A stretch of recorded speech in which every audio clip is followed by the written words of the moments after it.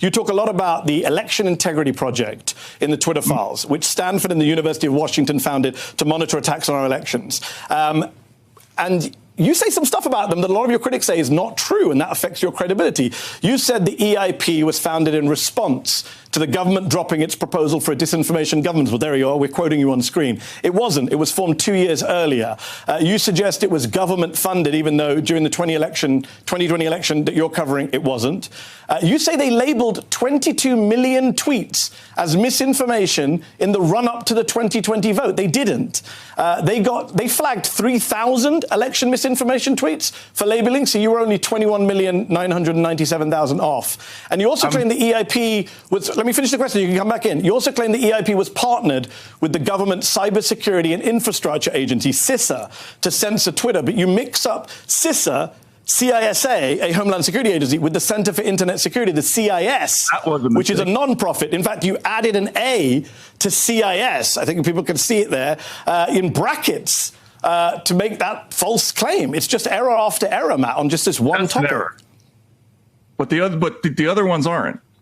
The 22 million number came from their own report? Yeah, where did it came from a report in March. Do you know what the 22 million number is, Matt? Can you tell me? Because we checked. 22 million is the number of tweets about election misinformation that they just mapped. How many tweets were they? The ones they actually flagged to Twitter before the election, 22 million came after the election. It wasn't in the run-up. They flagged 3,000. So you were off by 21,997,000. It's another error. They said a lot of things. I stand by my story. You stand by what story? You stand by 22 million were flagged in the run-up to the election, even though that number came in March 2021, which was after the election. No, this came in their report after the election.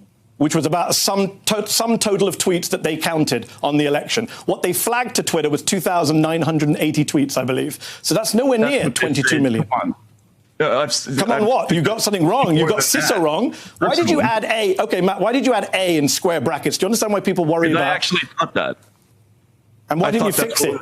I just checked the tweet before I came on air. It's been 3 weeks since it was flagged to you. Why not fix it? Do you not have editors at the racket? I didn't realize that until now. Okay, and what about the date? You got the date wrong when it was founded. You said it was founded in response to the Disinformation Board. That was last year. Well, because Stamos is saying in the video that we were sort of created to fill the gaps. But no, that's not what you say in the tweet. That's not what you say in the tweet. The SIO was created in 2008. No. You say, this is what you say, that the EIP was created after the public uproar paused the Disinformation Board. That's wrong. You need to correct that as well, don't you?